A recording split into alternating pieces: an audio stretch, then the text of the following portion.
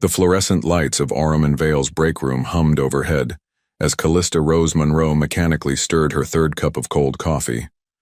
Her brown hair, hastily pulled into a messy bun, had started to come undone, but she didn't bother fixing it. What was the point? No one looked at her anyway. She glanced at her watch. 1:47 p.m. Late lunch again. The break room was mercifully empty, just the way she preferred it. Grabbing her worn leather bag, she pulled out a container with a wilted salad and settled into her usual corner spot, the one partially hidden behind a large potted plant. The windows of the 42nd floor offered a spectacular view of Manhattan's skyline, but Callista barely noticed anymore.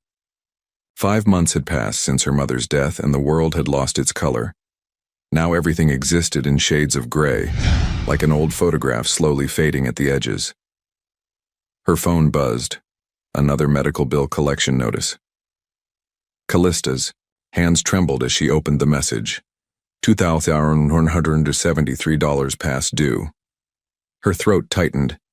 Even with her mother gone, the debts kept piling up, a constant reminder of those final, desperate months when she'd tried everything to save her. "Miss Monroe?" The voice startled her. Patricia Chen, her supervisor, stood at the break room entrance, tablet in hand. "The quarterly reports need to be reformatted. Mr. Ellington's office wants them by 6. "Of course." Callista adjusted her sliding glasses, gathering her barely touched lunch. "I'll do it right away. And please update the Henderson portfolio while you're at it." Callista nodded, already moving toward the door. This was her role. The reliable one, the quiet one, the one who stayed late without complaint. The invisible one. Back at her cubicle, she pulled up the reports and began. Working, numbers were safe. Numbers didn't ask how she was doing or expect her to pretend she was getting better. Numbers didn't give empty condolences or awkward pats on the shoulder. The office buzzed with activity around her, phones ringing, keyboards clicking, colleagues chatting about weekend plans. Callista typed steadily, letting the familiar rhythm of work dull her thoughts. "Did you see him today?" 2 young analysts whispered at the coffee station behind her cubicle. "Thayer Ellington? God, yes, that charcoal suit should be illegal. I heard he closed the Singapore deal, another $1 billion in the bank." As if he needed more. 35, gorgeous, and probably the most eligible bachelor in Manhattan. Callista kept typing, though her fingers had slowed. She'd seen Thayer Ellington exactly twice in the 5 years she'd worked at Aurum and Vale. Once at the annual Christmas party, where he'd given a brief speech without a single smile, and once in the elevator, where he'd been too absorbed in his phone to notice anyone else's existence. He was like a storm contained in an expensive suit, powerful, distant, and completely untouchable. Everything about him radiated cold precision, from his steel blue eyes to his perfectly knotted ties. He was the kind of man who shaped the world through sheer force of will, while people like Callista simply tried to survive in it. The afternoon stretched on. One by one, her colleagues packed up and left. Soon the office grew quiet, empty except for the cleaning staff and the eternal hum of the air conditioning. Callista's eyes burned as she finished the last report. 7:43 p.m. Outside her window, rain had started to fall, drawing silvery trails down the glass. She should have left hours ago, but the thought of going home to her empty apartment made her chest ache. Home. It wasn't really home anymore, just a collection of rooms filled with memories she couldn't bear to pack away. Her mother's coffee mug still sat on the kitchen counter. Her favorite throw blanket still draped over the couch. Sometimes Callista swore she could smell her lavender, perfume in the hallway. Thunder rumbled overhead as she finally shut down her computer. The cleaning lady, Rosa, gave her a sympathetic smile as she passed. "Gonna rain hard tonight, honey. You got an umbrella?" Callista shook her head. "I'll be fine, thank you, Rosa." The elevator ride to the lobby was silent. Her reflection in the polished doors looked like a ghost, pale, slight, dressed in clothes that hung too loose on her frame. When had she last bought something new to wear? Before the hospital bills, before the endless doctor's appointments, before everything fell apart. The lobby was deserted. Through the glass doors, she could see the rain had become a downpour. The streets of Manhattan were a blur of headlights and reflections, the sidewalks rivers of urban runoff. Callista stood, just inside the doors, watching the deluge. She should call a cab, but the thought of spending money on anything but bills made her stomach turn. It was only 15 blocks to her apartment. She'd walked in the rain before. Taking a deep breath, she pushed through the doors into the storm. The rain was shocking cold, soaking through her thin blazer in seconds. But she welcomed it. At least the rain gave her an excuse for the wetness on her face. She made it halfway, down the block before the tears really started. Not the quiet, controlled tears she usually allowed herself, but deep, gasping sobs that ripped through her chest. 5 months of grief, of loneliness, of trying to be strong. It all poured out of her there on that random street corner in the rain. "I'm sorry, Mom," she whispered to the storm. "I'm so sorry I couldn't save you." Lightning flashed, illuminating the street in stark white. And in that flash, standing in the doorway of Orham and Vale, was Thayer Ellington. Callista froze. How long had he been there? Had he seen her break down? Shame burned through her, hotter than any fever. She needed to move, to run, to disappear. But before she could take a single step, he was moving toward her. His expensive suit was getting soaked, his perfectly styled hair dripping in his face. He didn't seem to notice or care. He stopped, directly in front of her, close enough that she had to tilt her head back to see his face. His eyes weren't cold anymore. They burned with something she couldn't name, something that made her heart stutter in her chest. "I see you," he said, his voice barely audible over the rain. "I finally see you." And then, before Callista could process what was happening, Thayer Ellington cupped her face in his hands and kissed her. The world stopped spinning. The rain ceased to exist. Everything, every thought, every worry, every scar on her heart, disappeared in the press of his lips against hers. For the first time in 5 months, Callista felt something other than pain. She felt alive. Callista didn't sleep that night. She lay in her bed, staring at the ceiling, her lips still tingling from a kiss that couldn't possibly have been real. The memory played on loop. The rain, the lightning, Thayer Ellington's eyes burning into hers, the taste of storm water and expensive cologne. Her phone buzzed on the nightstand. Another medical bill notification. Reality crashed back like a bucket of ice water. What was she doing? Floating in some impossible fantasy when her life was held together by maxed-out credit cards and payment plans? Morning came too soon. Callista stood in front of her bathroom mirror, examining herself with critical eyes. Dark circles shadowed her face, and her hair refused to cooperate. She'd spent 20 minutes trying to decide what to wear before settling on her usual. A navy pencil skirt that had seen better days, and a white blouse that was slightly too big. It didn't mean anything, she told her reflection firmly. He probably doesn't even remember it happened. The subway ride to work felt endless. Every man in a suit made her heart jump, though none of them were him. By the time she reached Orham and Vale's gleaming tower, her nerves were frayed to breaking point. The elevator was crowded with Monday morning traffic. Callista pressed herself into the corner, clutching her worn leather bag like a shield. Floor by floor, people filtered out until she was alone, rising toward the 42nd floor. "Hold the elevator." A hand shot between the closing doors. Callista's heart stopped. Thayer Ellington stepped in, his presence immediately filling the small space. He wore a perfectly tailored navy suit today, his tie the color of storm clouds. Their eyes met in the mirrored wall. Neither spoke. The elevator hummed. Callista counted floors, praying for the numbers to move faster. She could feel him watching her, could almost taste the tension crackling between them. Floor 40, 41. "You're avoiding looking at me," he said suddenly. His voice was low, rich with authority and something else. Amusement? Callista's cheeks burned. I don't. Have dinner with me." The elevator dinged. 42. Callista stared at him, her mouth slightly open. "What?" "Tonight. 8 o'clock. He stepped closer, close enough that she could smell his cologne, the same scent that had mingled with rain in their kiss. Unless you're going to tell me you didn't feel it too. The doors opened. Without waiting for her response, he walked out, leaving Callista frozen in place until the doors started to close again. She barely managed to squeeze through them. Her desk felt like sanctuary. She sank into her chair, hands trembling as she booted up her computer. This wasn't happening. Men like Thayer Ellington didn't kiss women like her in the rain. They definitely didn't ask them to dinner. There had to be some kind of mistake. Monroe? She jumped.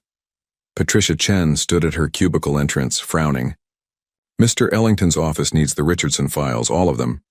Now? Yes, now, and he requested you deliver them personally. Callista's stomach dropped. The Richardson account was massive. At least 4 boxes of documents. It would take multiple trips, which meant multiple opportunities to make a fool of herself. She gathered the first box with shaking hands and headed for the executive floor. Thayer's office took up the corner of the building, all floor-to-ceiling windows and modern furniture. His assistant, a razor-sharp woman named Regina Walsh, barely glanced up as Callista approached. "Go right in," Regina said, continuing to type. "He's expecting you." The office door felt impossibly heavy. Callista pushed it open, clutching the box of files like a lifeline. Thayer stood at the windows, his back to her, phone pressed to his ear. "I don't care what the board thinks. The merger happens on my terms or it doesn't happen at all." He turned, eyes finding her immediately. Something in his expression shifted. "I'll call you back." He set the phone down, moving toward her with that fluid grace that made her pulse race. "The Richardson files?" Callista nodded, not trusting her voice. She set the box on his desk, painfully aware of how close he was standing. "There's more?" 3 more boxes. His lips curved slightly. "Then you'll be making several trips to my office today. Mr. Ellington, Thayer," he corrected. "And before you say what I can see forming on your lips, yes, I know exactly what I'm doing." "Do you?" The words slipped out before she could stop them. "Because I don't understand any of this. Last night, this morning, I'm nobody. Just an assistant who can barely keep her life together. I eat lunch alone and wear old clothes and cry in the rain. Why would you?" "Because you're real." He stepped closer, his eyes intense. "Do you know how rare that is in my world? Everyone wants something from me. Everyone plays a role, wears a mask, but you..." His hand lifted, fingers brushing her cheek. "You're genuine, unguarded, beautiful in a way that has nothing to do with designer labels or social status." Callista's heart thundered in her chest. "I have debts," she whispered, "so many debts, my mother's medical bills." "I know." At her startled look, he explained, "I had Regina pull your file this morning.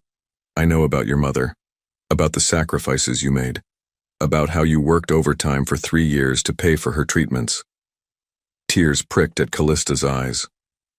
"Then you know I'm a mess." "No," he said softly. "I know you're extraordinary." The word hung between them, heavy with possibility. Callista looked up at him, really looked at him, and saw something unexpected in his face. Vulnerability. The mighty Thayer Ellington, for all his power and control, was putting himself out there. Risking rejection. Just like her. 8 o'clock? She asked, her voice barely a whisper. His smile transformed his entire face. "I'll send a car. Wear something that makes you feel beautiful, not because you need to impress me, but because you deserve to feel that way." Callista nodded, not trusting herself to speak. She turned to leave, but his voice stopped her at the door. "And Callista?" She looked back. "Bring those other boxes up one at a time. I want to see you walk through that door 3 more times today."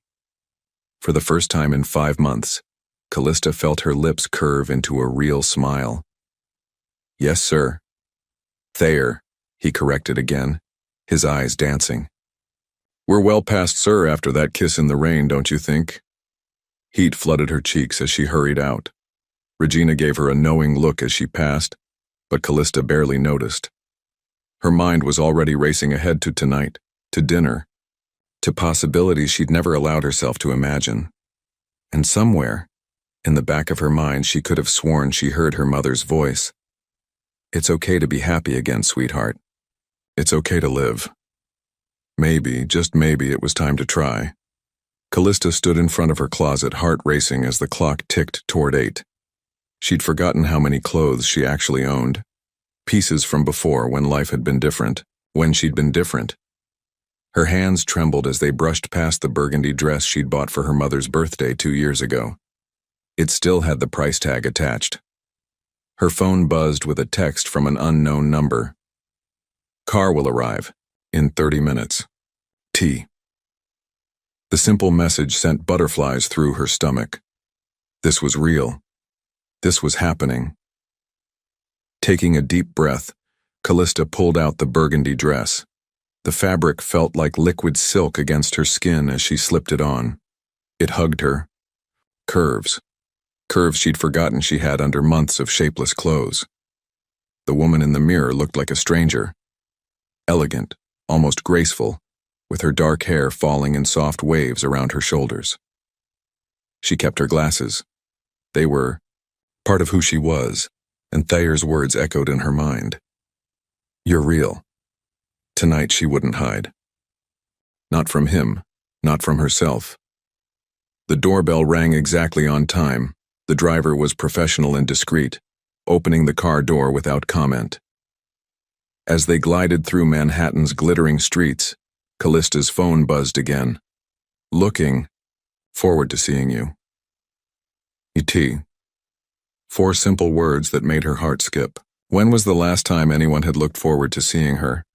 The car pulled up to Le Ciel, one of the most exclusive restaurants in the city. Callista's stomach tightened. She didn't belong here, among the affluent and powerful. She should turn back, text him some excuse. "Welcome, Miss Monroe." The maitre d' appeared at her side, as if materializing from thin air. "Mr. Ellington is waiting for you. Please follow me."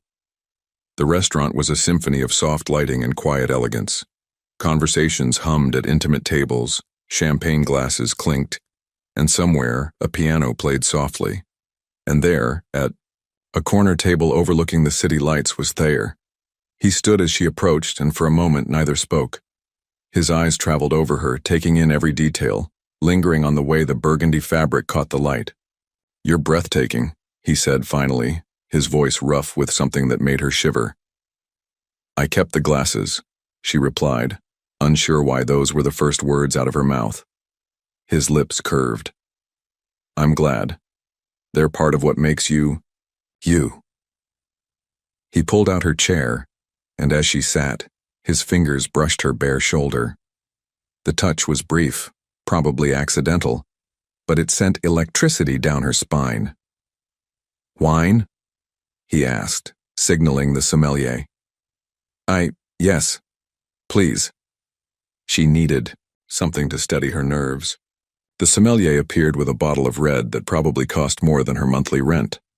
As he poured, Thayer watched her, his expression unreadable. "You're nervous," he observed once they were alone. "Terrified," she admitted, surprising herself with her honesty. "I keep waiting to wake up." "Why?" "Because this doesn't happen to people like me. Powerful CEOs don't kiss their assistants in the rain. They don't send cars or make reservations at places like this. They don't—" She gestured between them. "Want this." "And what is this exactly?" He leaned forward, his eyes intent on hers. "What do you think I want, Callista?" The way he said her name made her breath catch. "I don't know. That's what scares me." "Then let me be clear." He reached across the table, taking her hand. His thumb traced circles on her palm, sending shivers up her arm. "I want to know you. Not the quiet girl who hides in the break room, but the woman who worked herself to exhaustion for 3 years to save her mother. The woman who feels everything so deeply she breaks down in the rain but shows up to work the next day anyway. The woman who makes me feel more alive than I have in years." Tears pricked at Callista's eyes. "I'm not special," she whispered. "You are to me." His grip tightened. "And I think I am to you too. Am I wrong?" The waiter approached with menus, forcing them to separate. Callista used the moment to collect herself, to breathe through the emotion threatening to overwhelm her. As they ordered, she noticed little things about Thayer she'd never seen before. The way one corner of his mouth lifted slightly higher when he smiled. The tiny scar above his right eyebrow. The way his confidence seemed to slip, just slightly, when he looked at her too long. "Tell me about your mother," he said after their appetizers arrived. Callista stiffened. "It's not exactly first date conversation." "I want to know, please." Something in his voice made her look up. There was no pity in his eyes, no awkward sympathy, just genuine interest. "She was everything," Callista began slowly. "After Dad left when I was 6, it was just us. She worked 3 jobs to put me through college. Never complained, never made me feel like a burden. She loved gardenias and old movies and dancing in the kitchen while she cooked.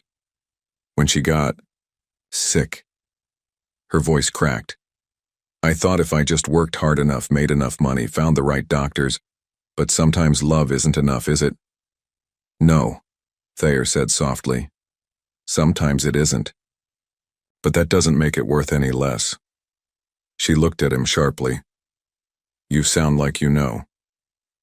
Something dark flickered across his face. "My brother. 10 years ago. Cancer doesn't care how much money or power you have. It takes what it wants." Understanding passed between them, deep and profound. They were both members of a club no one wants to join. Those left behind. Those who couldn't save the ones they loved. "Is that why you kissed me?" she asked suddenly. "Because you recognized the grief?" "No." He reached for her hand again. "I kissed you because in that moment, watching you stand in the rain, so broken but still standing, you made me feel human again. Do you know how long it's been since anyone's done that?" The rest of dinner passed in a blur of excellent food and deeper conversations. Thayer told her about growing up with the weight of family expectations, about building Orem and Vale into an empire, about the loneliness at the top. Callista shared stories about her mother, about her dreams of writing that she'd put aside, about the small joys she was slowly learning to feel again. When dessert arrived, a delicate chocolate soufflé, Thayer watched her take the first bite with an intensity that made her blush. "What?" she asked, self-conscious. "You don't hide when you enjoy something," he said. "Your whole face lights up. It's captivating. Most people would say I'm too emotional. Most people are idiots." He leaned closer. "Your emotions make you real. They make you honest. In my world, that's rarer than any diamond." After dinner, he insisted on driving her home himself, dismissing the waiting car. His Aston Martin purred through the night streets, and Callista found herself stealing glances at his profile, still not quite believing this was real. At her building, he walked her to her door. The hallway was quiet, the air heavy with possibility. "Thank you," she said softly. "For dinner, for everything." "Callista." His voice was rough. "Look at me." She did. His eyes were dark, intense, fixed on her lips. "I'm going to kiss you again," he said. "Not because you're sad this time, not because it's raining, but because I haven't thought about anything else since the last time I did." When his lips met hers, it was different from their first kiss. That had been desperation, emotion, storm. This was slower, deeper, a promise of things to come. His hands cupped her face, thumbs stroking her cheeks as he tasted her, learned her. When they finally parted, both breathing hard, he rested his forehead against hers. "Have dinner with me again tomorrow," he whispered. "People will talk." "Let them." He kissed her again briefly. "I don't care what anyone thinks. I just want you."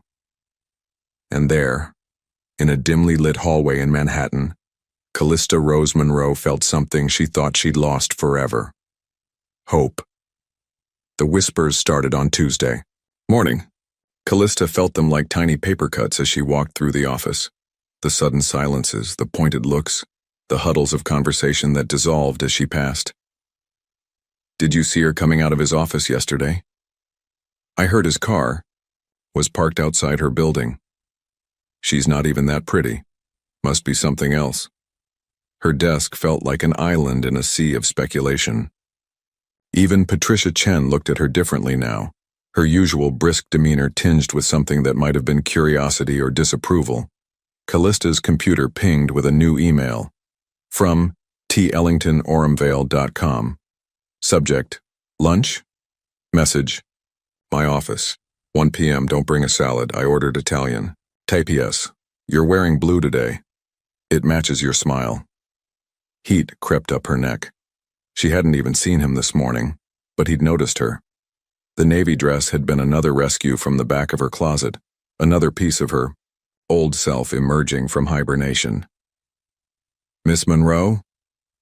Regina Walsh stood at her cubicle entrance, perfectly coiffed and professionally distant. Mr. Ellington needs the quarterly projections before lunch. The message was clear in Regina's tone. Whatever was happening between Callista and Thayer, work still came first. I'll have them ready in an hour, Callista promised, diving into her spreadsheets with renewed focus. At 12:57, she gathered her courage and headed for the executive floor. The whispers followed her to the elevator. She kept her chin up, remembering Thayer's words, "I don't care what anyone thinks." Regina's desk was empty, probably at lunch herself. Callista knocked softly on Thayer's door. "Come in." He was on the phone when she entered, but his eyes lit up at the sight of her. He gestured for her to sit while he finished his call. "No, tell the board I won't compromise on this. The Dubai project needs complete restructuring." He paused, listening. "Then they can find another CEO who'll triple their profits in 5 years. Until then, it's my way." He hung up, his professional mask melting into a warmer expression. "Hi." "Hi," she replied, suddenly shy. "I brought the projections." Always efficient. He stood, moving around his desk to pull her up from her chair. "But right now I don't care about projections." His kiss was soft, almost reverent. When he pulled back, his thumbs traced her cheekbones. "I missed you." "It's been less than 24 hours, she reminded him, even as her heart raced. "Too long."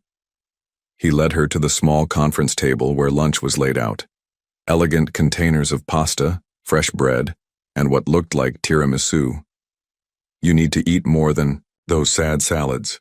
They settled into their seats, and Callista tried to ignore how domestic it felt, sharing lunch in his office like this was normal, like she belonged here. "They're talking about us," she said finally, twirling pasta on her fork. "I know." He watched her carefully. "Does it bother you?" "Shouldn't it bother you? I'm just an assistant. People will think that I'm dating an intelligent, beautiful woman who happens to work for my company." He reached across the table, taking her, and let them think whatever they want. "I've spent my entire life living up to other people's expectations. Not anymore. But your reputation is exactly that, mine. And I choose to spend it on something real." His grip tightened. "Unless you're having second thoughts." The vulnerability in his voice made her chest ache. "No," she said, softly. "I'm not. I'm just scared." "Of what?" "Of everything. Of feeling too much. Of not being enough. Of losing." She swallowed hard. "The last person I loved died in my arms, Thayer. I'm not sure I know how to do this anymore." He was silent for a long moment, his thumb tracing patterns on her palm. "After my brother died," he said finally, "I threw myself into work. Built walls so high nothing could touch me. It was easier than feeling, safer than caring. But then, I saw you in the rain and those walls." He shook his head. You didn't even have to try. You just existed and they crumbled. What are we doing? She whispered. Living, he said simply. Finally living. A knock at the door made them jump apart. Regina entered without waiting for a response. Mr. Ellington, the Beijing investors, are online too. And Miss Monroe, Mrs. Chen, is looking for you. The real world crashed back in. Callista stood quickly, gathering her things. I should go. Dinner tonight? Thayer asked, already reaching for his phone. I can't, There's a payment due for one of Mom's old bills. I need to go to the billing office before they close. Something flickered in his eyes. Let me help. No. It came out sharper than she intended. Please, I need to handle this myself. He studied her for a long moment, then nodded. Tomorrow, then. No arguments. Back at her desk, Callista tried to focus on work, but her mind kept drifting. To lunch, to Thayer, to the stack of bills waiting at home, to the whispers that followed her every move. At 5, she packed up quickly, hoping to avoid the usual crowd at the elevators. But as she waited, a group of analysts from the trading floor joined her. I heard he bought her dinner at Le Ciel. Please, girls like that know exactly what they're doing. Wonder how long until she gets promoted. The elevator arrived, but Callista's feet wouldn't move. She couldn't bear the thought of being trapped in that small space with their judgment and assumptions. Excuse me. A familiar voice cut through the gossip. Miss Monroe, Mr. Ellington asked me to deliver this to you.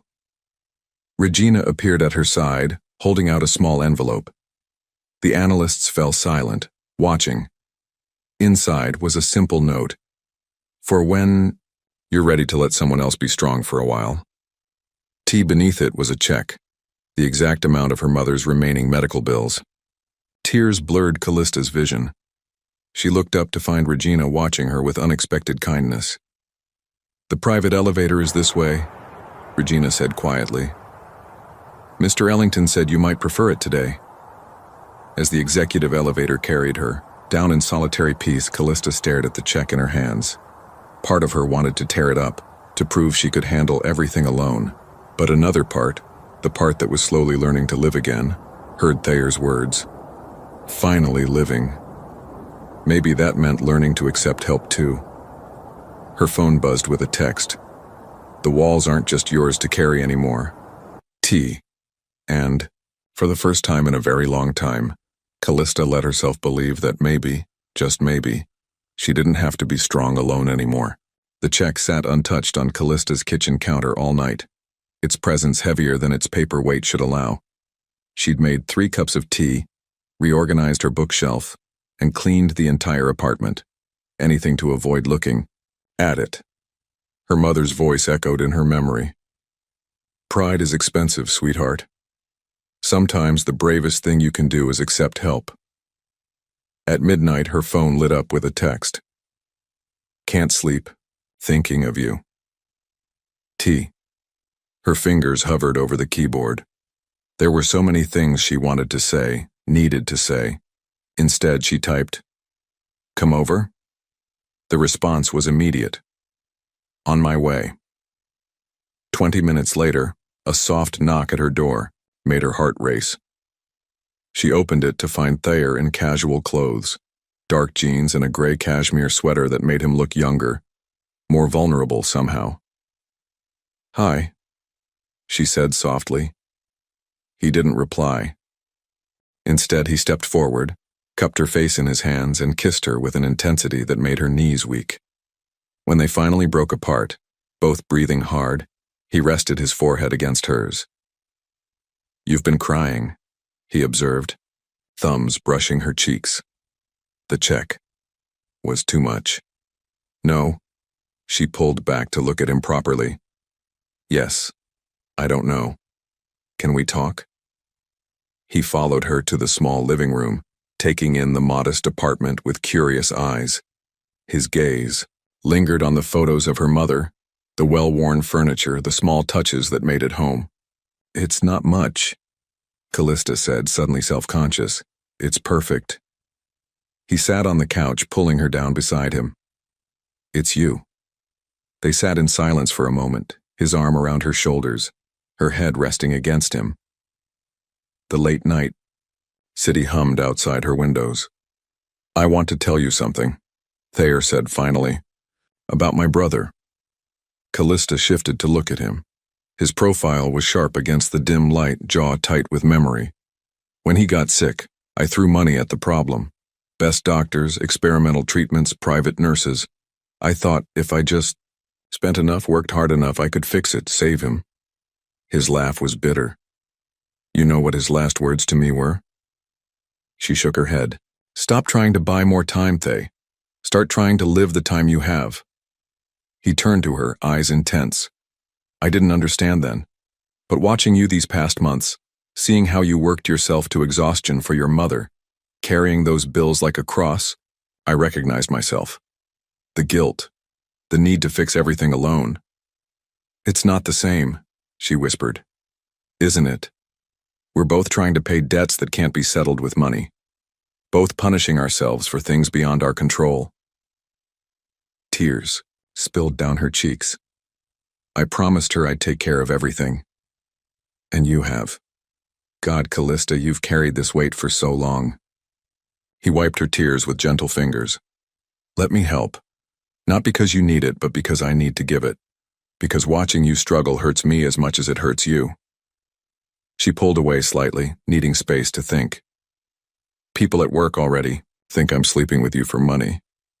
People at work can go to hell." His voice was sharp. "I don't care what they think, I care about you." "Why?"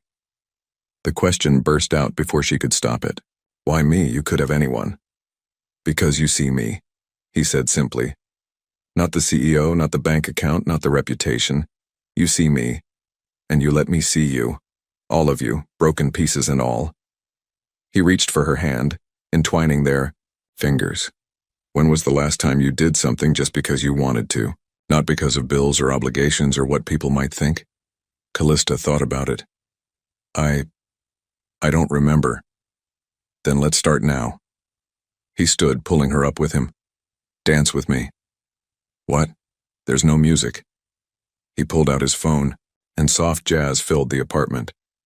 Then he drew her close, one hand on her waist, the other still holding hers. "My mother loved this song," she whispered as they swayed. "She used to dance in the kitchen while making dinner." "Tell me about her," he murmured against her hair. "Tell me everything." So she did. As they danced in her small living room at 1 a.m, Callista told him about her mother's laugh, her terrible jokes, her collection of romance novels. About how she'd sing off-key while doing laundry. About her last good day when they'd sat in the hospital garden and planned a trip to Paris they both knew would never happen. And Thayer listened.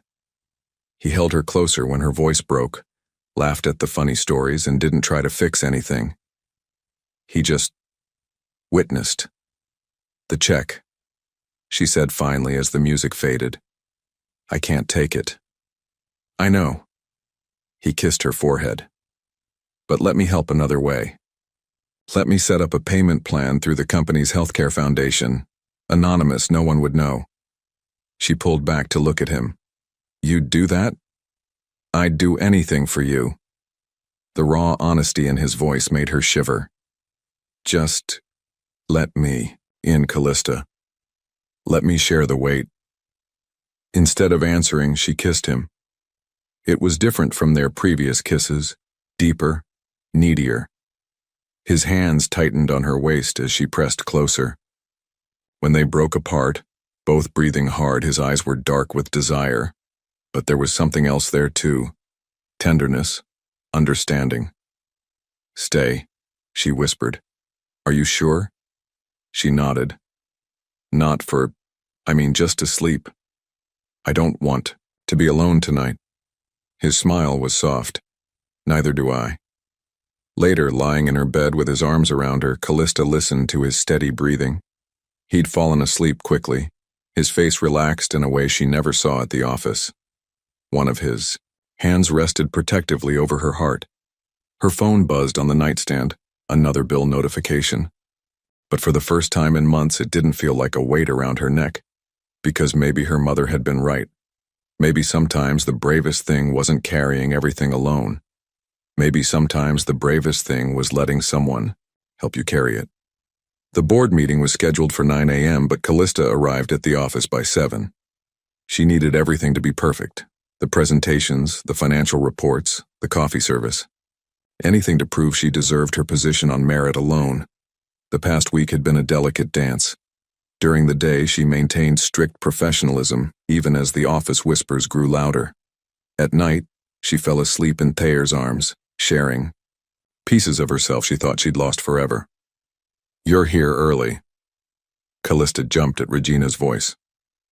The executive assistant stood in the doorway of the conference room, impeccable as always. "Just double-checking everything for the board meeting." Regina's expression softened slightly. "They're going to be brutal today. The Crawford merger is controversial, and some board members think Mr. Ellington is distracted." The implication was clear. Callista's hands trembled as she straightened an already perfect stack of papers. "He knows what he's doing," she said quietly. "Yes," Regina agreed, surprising her. "He does. And so do you." She paused. "The way he looks at you? I've worked for him for 8 years. I've never seen him like this." Before Callista could respond, voices echoed from the hallway. Board members were arriving early. The next hour was a blur of handshakes and forced smiles.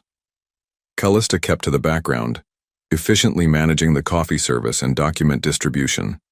But she felt their eyes on her, calculating and cold. Thayer arrived last, commanding the room with his presence. He wore his power-like armor, charcoal suit, steel blue tie, expression unreadable. But when his eyes met hers briefly, she saw everything he couldn't say. "Let's begin," he said, taking his seat at the head of the table. "The Crawford merger." "Before we discuss Crawford," Richard Blackwood, the senior board member, interrupted, "there are some concerns about recent developments within the company." Thayer's jaw tightened. "Meaning?" "Meaning relationships between executives and subordinates create liability issues." Blackwood's cold eyes fixed on Callista. "Particularly when those relationships coincide with unauthorized financial arrangements." The room went silent. Callista's heart stopped. "If you're referring to the Healthcare Foundation's payment plans," Thayer's voice was dangerously calm, "those fall under my direct authority as CEO. And your personal interest in the recipient is none of your damn business." Thayer stood, his control cracking. "My personal life is not up for discussion. The Crawford merger. Your personal life affects this company's reputation." Another board member cut in. "The rumors are spreading beyond the office. Investors are asking questions." "Then let them ask." Thayer's hands pressed flat against the table. "I've tripled this company's value in 5 years. I've closed deals you said were impossible. I've earned the right to risk everything for an office romance." The words hit Callista like physical blows. She moved without thinking, gathering her papers with trembling hands. "Miss Monroe," Regina called, but Callista was already walking out, head high despite the tears threatening to fall. She made it to the empty break room before breaking down. The coffee pot shook in her hands as she tried to make a fresh batch, something normal, something routine to ground herself. "Callista." Thayer stood in the doorway, his face a mask of controlled fury and concern. "Don't," she whispered. "Please. Just don't." He crossed the room in 3 strides, taking the coffee pot from her shaking hands and setting it aside. "Look at me." "I can't." The tears came faster. "I'm ruining everything. Your reputation, the company's image." "Stop." His hands cupped her face, forcing her to meet his eyes. "You are not ruining anything. They are, with their narrow minds and their outdated prejudices. They're right about the liability. They're right about nothing." His voice cracked with emotion. "Do you know what I realized last night watching you sleep? I realized I haven't felt alone since that first kiss in the rain. Do you know how goddamn miraculous that is?" A sob escaped her. "Thayer. No, listen to me. His thumbs brushed away her tears. Before you, I was existing. Just going through motions, building empires because I didn't know how to build connections. And then you happened, with your quiet strength and your broken heart, and your ability to make me feel human again. The board can either accept us or find themselves a new CEO. His eyes blazed. I'm not losing you over their antiquated policies. The break room door opened.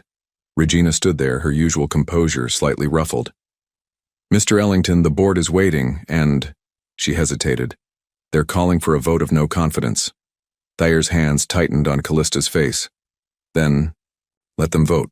No. Callista pulled away, straightening her spine.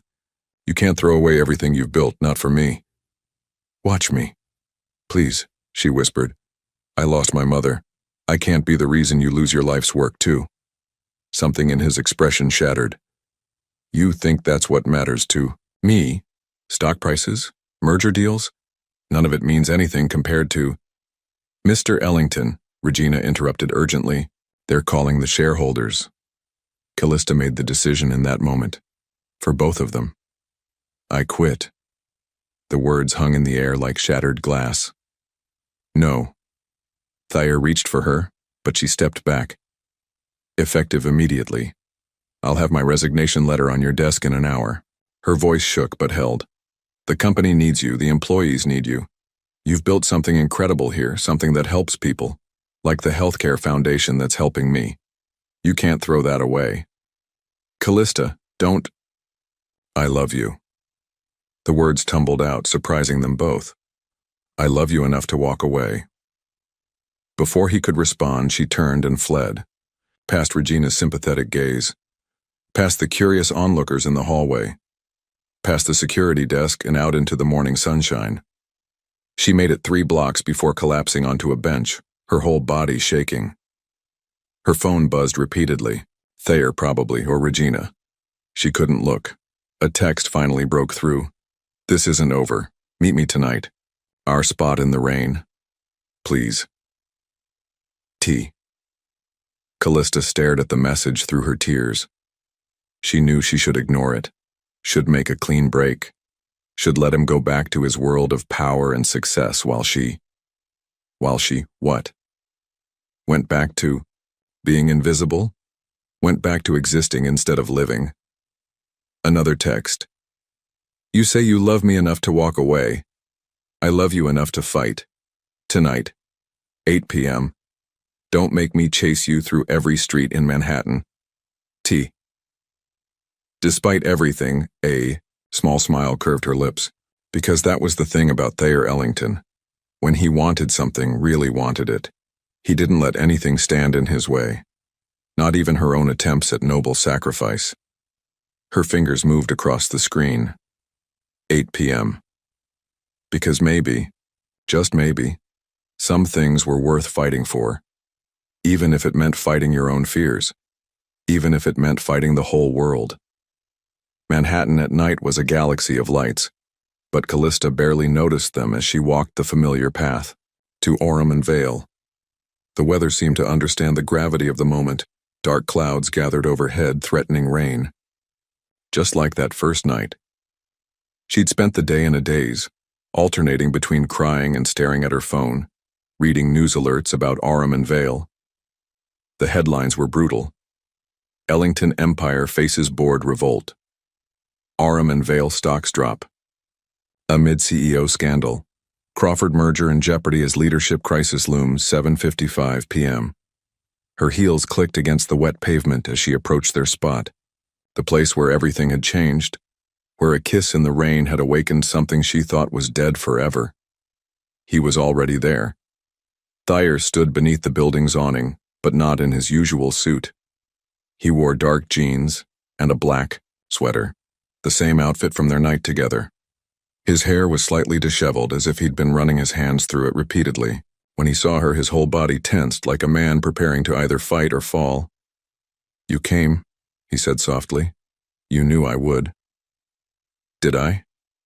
He stepped closer, into the light drizzle that had started to fall. You left me today, Callista. You quit your job and walked away without letting me fight for us. I was trying to protect you. I don't need protection. His voice cracked with emotion. I need you. Thunder rumbled overhead. The drizzle turned to proper rain, but neither of them moved to take shelter. The board called an emergency session. After you left, he continued. They gave me an ultimatum. End things with you or face a vote of no confidence. Callista's heart clenched. What did you do? What do you think I did? He closed the distance between them, cupping her face in his hands. I told them to go to hell. Thayer, no. Yes. His thumbs brushed her cheeks, wiping away rain or tears or both. I told them that if they wanted to fire me for falling in love with the most extraordinary woman I've ever met, they were welcome to try. And then I told them something else. She held her breath. What? I told them about David, my brother, about how watching him die made me realize that success means nothing if you're not really living. And then I told them about you, about how you worked yourself to exhaustion for years to take care of your mother, about how you show up every day carrying so much weight but still find ways to be kind, to be real. What does that have to do with everything? His eyes blazed in the rain. Because when I finished talking, Regina stood up. She told them about how the Healthcare Foundation has helped hundreds of employees since I started it, how morale has improved since I stopped being just a CEO and started being human again, and she said it was all because of you. Callista's knees felt weak. What happened? Other people started speaking up. Lauren from HR, Michael from accounting, people whose lives have been touched by the foundation, people who've noticed the changes in the company culture. And then Richard Blackwood's own daughter stood up, the board member who tried to force me to choose. Thayer's lips curved slightly. His daughter works in marketing. Apparently she's been getting help from the foundation for her son's medical treatments. Treatments she couldn't afford even with her father's money, because he believes asking for help is a sign of weakness. The rain was falling harder now, soaking through their clothes, but neither noticed. The vote failed, he said softly. Not because of my threats or my business record, but because of you. Because you showed everyone that it's okay to be human, to need help, to love. A sob escaped her. The Crawford merger is proceeding. Actually, Crawford called personally to say he respects a man who chooses love over power. Thayer's smile was wry. Apparently, he met his wife when she was a waitress at his father's country club. His family tried to stop the marriage. He chose her. They've been together 30 years. But your reputation... My reputation? He laughed, the sound full of joy and relief. My reputation was that of a cold, ruthless CEO who cared about nothing but profit.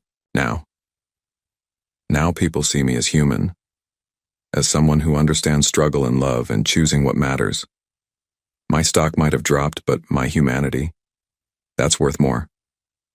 I'm scared, she whispered. Of what? Of everything. Of not being enough. Of you regretting this, He silenced her with a kiss.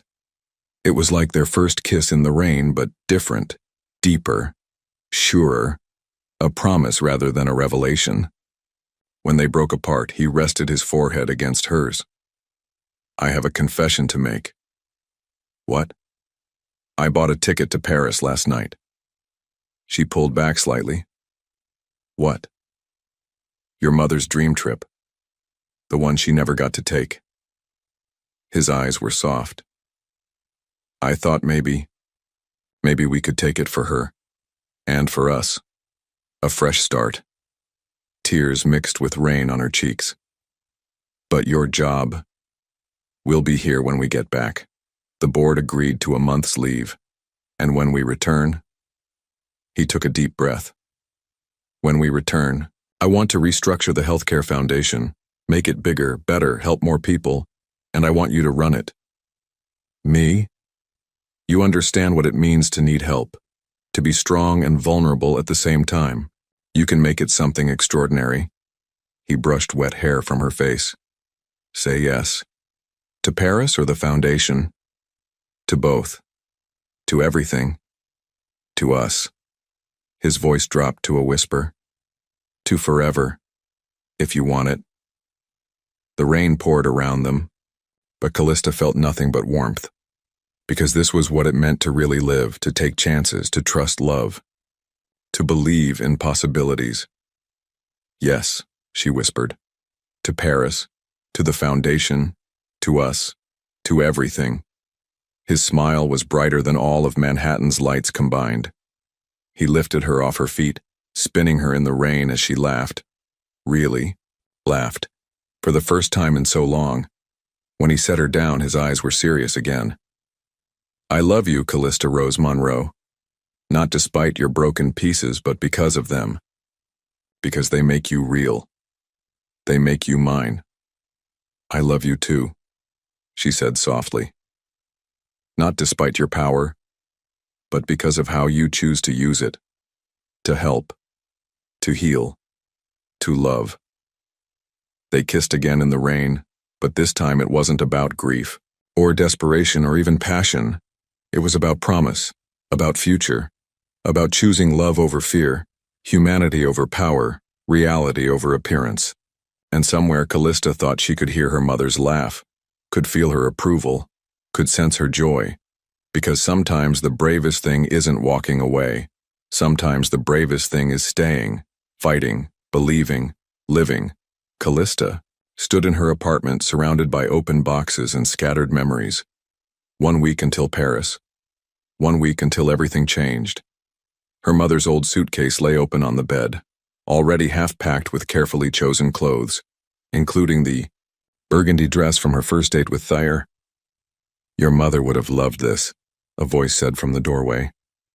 Callista turned to find Regina standing there, a stack of papers in her hands. Over the past week, the executive assistant had become an unexpected ally and friend. She always wanted to see Paris, Callista said softly, running her fingers over her mother's worn travel guide. She used to practice French while doing the dishes, mostly cursing when she broke something. Regina smiled, setting the papers on Callista's small dining table. These are the last documents you need to sign, for the Healthcare Foundation. Once you're back, it's all yours to run. The reality of it still felt surreal. Not just Paris, but everything. The foundation, the future, the way her life had transformed in the span of a few rain-soaked kisses. I don't know if I'm ready, Callista admitted, sitting down to review the papers. That's exactly why you're perfect for it. Regina's usually sharp voice softened. You understand what it means to need help, to be afraid to ask for it, to feel unworthy of receiving it. A knock at the door interrupted them. Thayer stepped in, his presence filling the small apartment as it always did. But he was different now, softer around the edges, his usual corporate armor replaced by casual clothes and relaxed shoulders. Ladies, he nodded to Regina, but his eyes were fixed on Callista. They always were these days. I'll leave you to it. Regina gathered her things. At the door, she paused. You know, when my sister got sick last year, the foundation paid for her treatments. I never told anyone, but thank you, Mr. Ellington. And Callista, you're going to be amazing at this. After she left, Thayer moved to wrap his arms around Callista from behind, resting his chin on her shoulder to look at the papers. Having second thoughts? He asked quietly. No. Just processing. She leaned back against him. Everything's happening so fast. We can postpone Paris. Don't you dare. She turned in his arms to face him. Mom waited too long for her dreams. I don't want to make the same mistake. His eyes softened as they always did when she mentioned her mother. Tell me more about her. What would she have done first in Paris? The Louvre. Callista smiled at the memory. She had this whole plan. She'd spend a whole day there, then find a little cafe and write about everything she saw. She paused. She wanted to be a writer, you know, before life got in the way. Like mother, like daughter. At her surprised look, he continued. Regina told me about the stories she found in your desk drawer. The ones you write during lunch breaks. Callista blushed. They're nothing, just ways to process everything. They're beautiful. He tucked a strand of hair behind her ear. Like you. You read them? Regina might have leaked a few. His smile was gentle. You have a gift, Callista. The foundation isn't the only dream you should pursue. Before she could respond, her phone buzzed. Another text from the moving company. Thayer had insisted on having her things moved to his penthouse while they were in Paris. It's not too late to change your mind, she said softly. About any of this. The foundation, living together, Paris. Stop. He cupped her face in his hands. Do you know what I did this morning? She shook her head. I went to visit David's grave. First time in years. His voice roughened.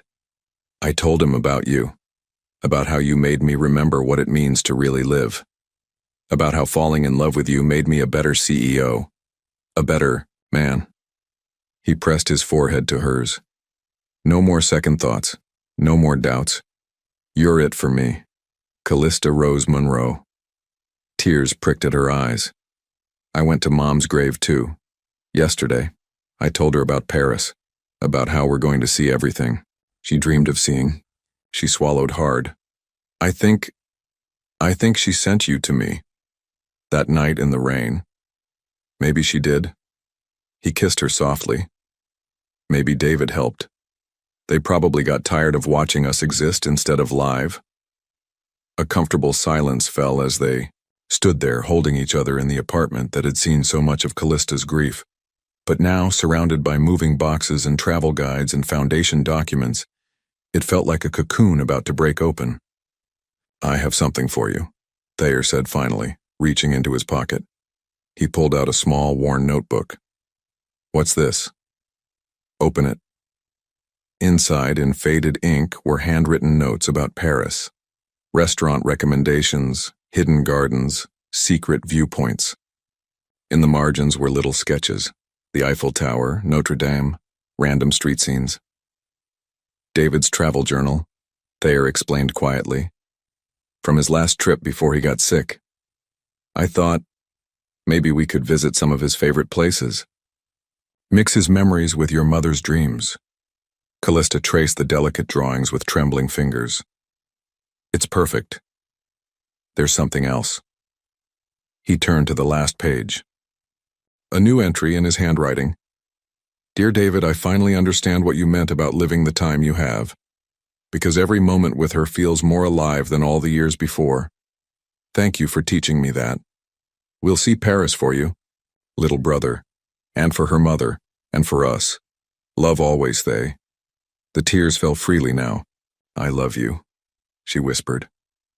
He wiped her tears with gentle thumbs. Enough to let me help you pack? Because, sweetheart, that suitcase looks like organized chaos. She laughed through her tears, smacking his chest playfully. My chaos is perfectly organized. Thank you very much. Like you. He kissed her forehead. Beautiful chaos that somehow makes perfect sense. They spent the rest of the evening packing together, mixing their stories like they were mixing their lives. Thayer told her about David's adventures in Paris, while she shared her mother's dream itinerary. Each item they packed was a promise, of memories to make, of dreams to fulfill, of a future to build together. Later, lying in bed with his arms around her, Callista whispered, what if we added some dreams of our own, to mix with Mom's and David's? Like what? Like, maybe we could write a book together, about the foundation, about second chances, about choosing love over fear. He was quiet for so long she thought he'd fallen asleep. Then, only if you write it, I'll just be the charming CEO who was smart enough to fall in love with the writer. Deal. She snuggled closer. 1 week, until Paris. 1 week until forever, he corrected softly. And in the quiet of her soon-to-be former apartment, surrounded by boxes and memories and plans, Callista felt something she hadn't felt in years.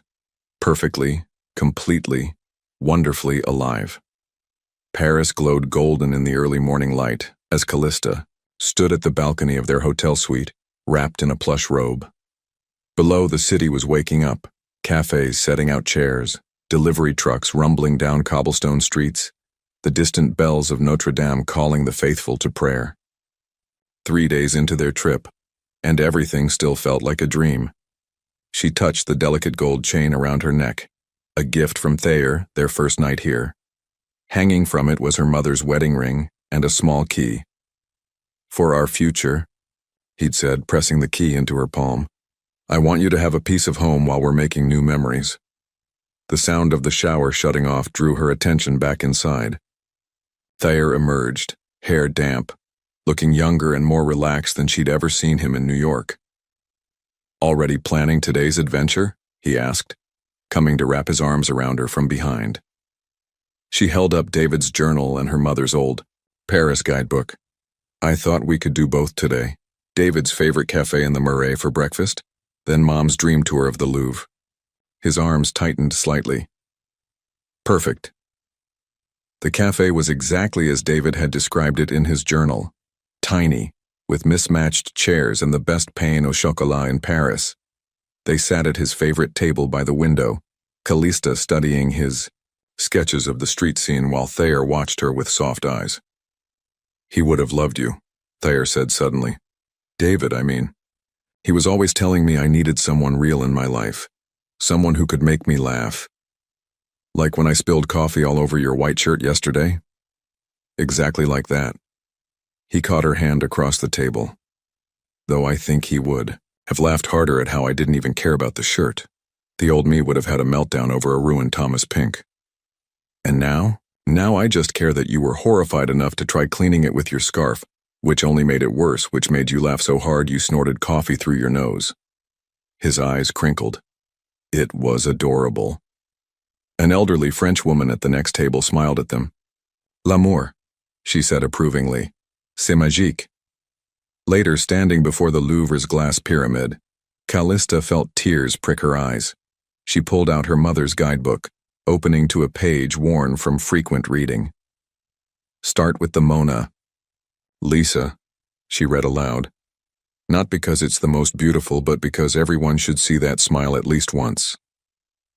She looked up at Thayer. She used to practice that smile in the mirror, said any woman with that many secrets had to be onto something. "Your mom sounds like she was quite the character." She was. Callista traced the words on the page. "Last night, I dreamed about her. She was here, walking these halls, touching the walls like she could absorb centuries of stories through her fingertips." She swallowed hard. She was happy, Thay. Really happy. He pulled her close, kissing her temple. "Then let's make her proud. Touch every wall. Absorb every story. Live enough for both of you." They spent hours wandering the galleries, following her mother's carefully planned route. At each stop, Callista read from the guidebook while Thayer added historical facts he'd researched just for her. They lingered longest in the French Romantics gallery where her mother had written, "True love should look like this, all passion and light and impossible dreams coming true." She was right, Thayer murmured, holding Callista from behind as they gazed at the paintings, about impossible dreams. That evening, they found a tiny restaurant on a side street, the kind her mother had dreamed of discovering. Over candlelight and wine, Thayer pulled out his phone. "Regina sent an update about the foundation," he said, showing her the screen. 3 new families approved for assistance today. One of them, the daughter wrote you a letter." Callista read the email, tears blurring her vision. The girl's mother needed the same treatment hers had, the one they couldn't afford in time. "We can help them," she whispered. "We can make sure they don't have to choose between paying rent and saving their mom." "You're already changing lives," Thayer said softly. "And when we get back, I want to do more." She straightened, wiping her eyes. "Not just medical bills, education funds for kids who lost parents, grief counseling, support groups, everything I wished we'd had. Whatever you want." He reached across the table, taking her hand. The foundation is yours to shape. Later that night, they walked along the Seine, the city lights dancing on the water. Street musicians played somewhere nearby, their music carrying on the evening breeze. "Dance with me," Thayer said suddenly, pulling her into his arms. "Here, in the street?" "Why not? Your mom danced in the kitchen. David drew in cafes. They knew how to live in the moment." He twirled her gently. "Let's live, Callista, really live." So they danced, there on the banks of the Seine, while tourists took photos and locals smiled indulgently. Callista rested her head on Thayer's chest, listening to his heartbeat mix with the music. "I have something to tell you," she said finally. "I started writing again. Really writing." She pulled back to look at him. "A story about us, about love and loss and finding life again. About a CEO who kisses crying girls in the rain and changes their world." His eyes softened. "Changed my world too. I want to publish it," she continued. "Use the proceeds for the foundation. Show people that it's okay to need help, to fall apart, to find love in unexpected places." Instead of answering, he kissed her, deep and sweet and full of promise. When they broke apart, both breathless, he pressed his forehead to hers. "Know what I was thinking about today?" he asked. "Watching you in the Louvre, touching the walls like your mom would have." "What?" "That I want to marry you." He felt her freeze in his arms. "Not right now, not here, but soon. Because I want everything with you, Callista. The foundation, the book, the dancing in streets. All of it." She pulled back to look at him, tears shining in her eyes. "You mean that?" "More than I've ever meant anything." He brushed away a tear with his thumb. "So what do you say? Want to make some impossible dreams come true?" Above them, the stars twinkled over Paris. Behind them, the musicians started a new song, and in front of them stretched a future neither had dared to imagine before that rainy night in Manhattan. "Yes," she whispered. "To everything. To all of it. To us." He kissed her again, there under the Paris sky, while her mother's ring hung, warm against her heart, and David's journal waited in her bag, ready for more adventures. Because sometimes the best dreams aren't the ones you plan. Sometimes they're the ones that find you when you're brave enough to live. 1 year later, Manhattan glowed in the aftermath of another summer storm. Callista stood at the window of her office at the Aurum and Vale Healthcare Foundation, watching raindrops trace familiar patterns down the glass. So much had changed since that first kiss in the rain. The foundation had grown beyond anyone's expectations. What started as a medical assistance program had blossomed into a comprehensive support network: grief counseling, education funds, support groups, and more. On her desk sat the latest statistics. Over 500 families helped, millions in medical debt cleared, countless lives changed. But it was the letter in her hands that made her heart swell. Written in crayon on purple paper: "Dear Miss Callista, thank you for helping my mommy get better. She can dance in the kitchen again. Love, Lucy, age 7. Good memory?" Callista turned to find Regina in the doorway, holding a stack of papers and wearing a knowing smile. "The best kind," Callista replied, carefully adding Lucy's letter to her memory box, a beautiful wooden chest Thayer had given her for collecting moments like these. "The board meeting is in 10 minutes, Regina reminded her. "They're expecting the quarterly report. They'll be pleased." Callista gathered her materials. "The new corporate partnership program has exceeded projections. Turns out Thayer was right. Companies do want to be part of something real."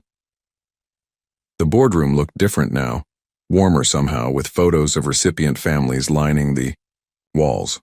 Richard Blackwood, once their staunchest opponent, had become one of their strongest advocates after his grandson received foundation support. Callista took her seat at the head of the table, no longer the invisible girl hiding in break rooms. Her engagement ring caught the light, a simple but elegant diamond that Thayer had given her 3 months ago, on another rainy night. "Before we begin," she addressed the board, "I'd like to share something with you." She opened a leather portfolio, her mother's, recovered from storage. My first book will be published next month. All proceeds will go to the foundation. Murmurs of approval filled the room. The story of the CEO and the Invisible Girl had already garnered significant pre-release buzz, though few knew it was their story. Miss Monroe, Richard Blackwood spoke up, I believe I speak for the entire board when I say we were wrong about you, about both of you, what you've built here. The door opened and Thayer walked in. He wasn't supposed to be here. He had meetings across town. But there he was, in a charcoal suit that reminded her of older days, his eyes finding hers, immediately. Sorry to interrupt, he said, though his smile suggested he wasn't sorry at all. But it's raining. The board members exchanged confused glances, but Callista understood perfectly. Her heart raced as she stood. Meeting adjourned, she said softly. If you'll excuse me. She followed Thayer to the elevator, their fingers intertwining naturally. Neither spoke as they descended to the lobby, then stepped out into the summer storm. The rain was warm, like tears of joy. Thayer led her to their spot, the exact place where everything had changed a year ago. I had a meeting with the publishing house today, he said, rain darkening his hair. They let me read the final draft. Callista's breath caught. She hadn't let him read it yet, wanting it to be perfect.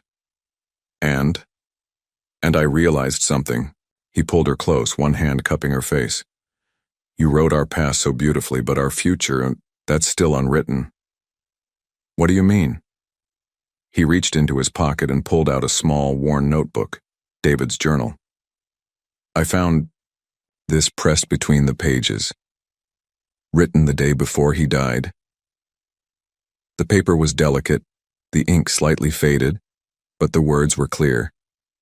Dear Thay, when you find love, real love, don't wait. Don't hide behind board meetings and business deals. Live every moment. Dance in the rain. Kiss her like it's the first time every time. I'll be watching, little brother. Make me proud. Love, David. Tears mixed with rain on Callista's cheeks. There. I don't want to wait anymore, he said softly. The foundation is thriving. Your book is about to change lives. Everything we've built together is beautiful, but I want more. More? Marry me. Not in 3 months like we planned.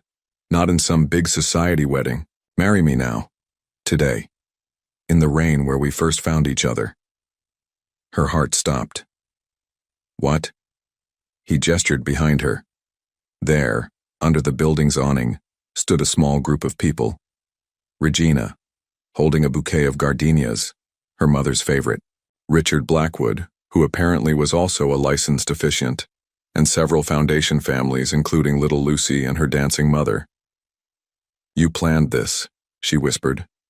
With help. He brushed wet hair from her face.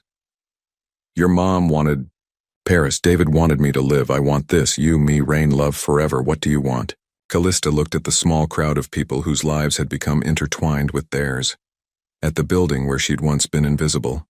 At the man who had seen her when no one else did. I want everything, she said. With you. His smile was brighter than any Paris sunset. They joined their small group under the awning, but insisted on standing just at its edge, letting the rain bless them as they exchanged vows. I promise to kiss you in every rain, Thayer said softly. I promise to dance with you in every kitchen, she replied. I promise to see you, always. I promise to help you live, really live.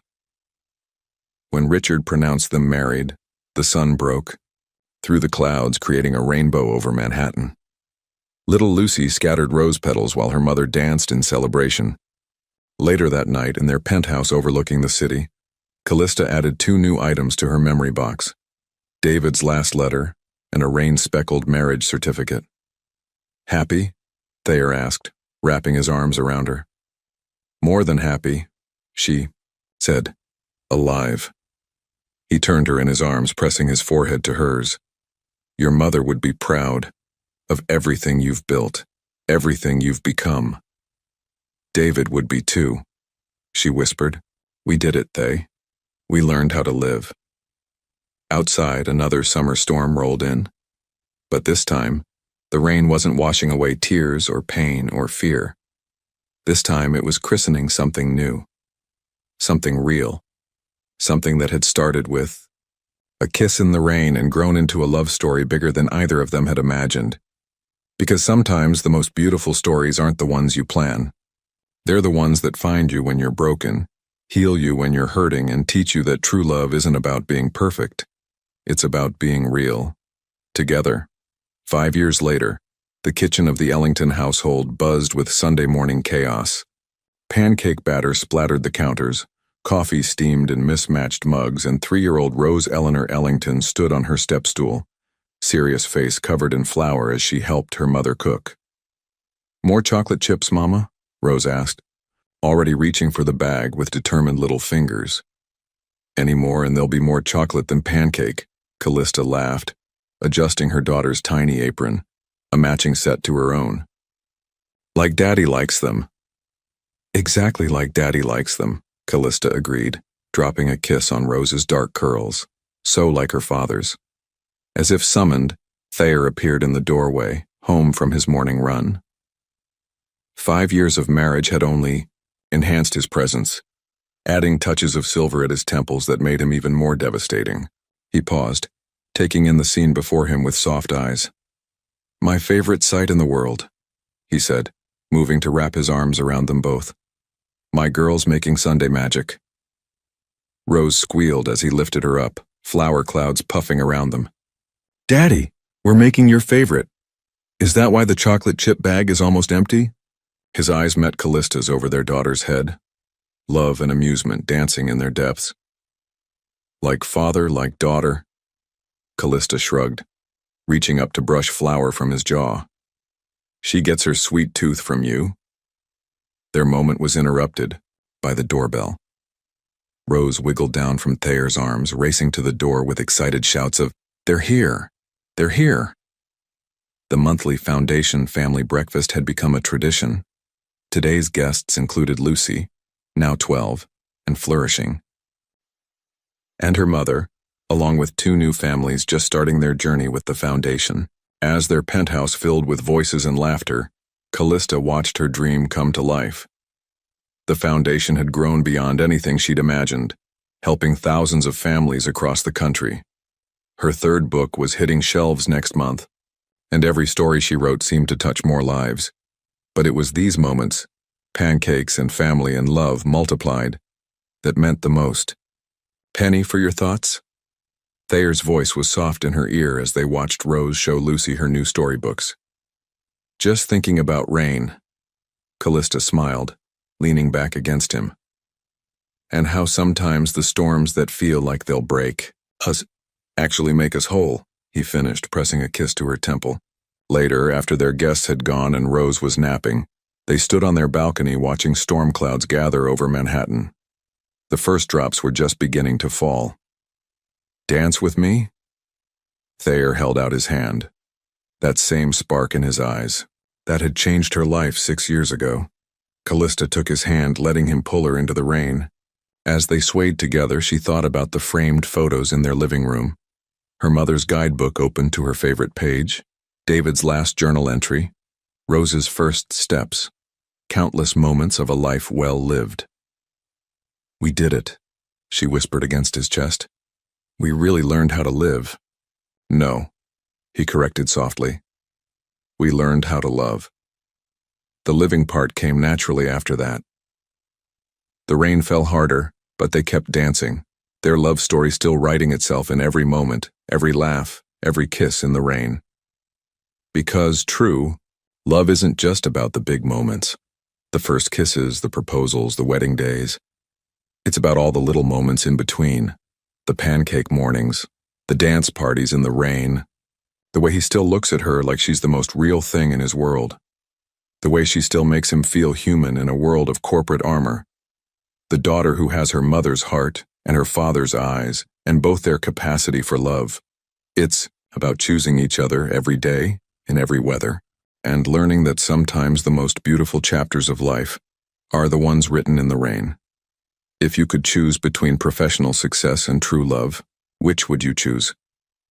Thayer chose love when everyone said he was wrong, and that decision changed not only his life, but the lives of hundreds of other people through the foundation.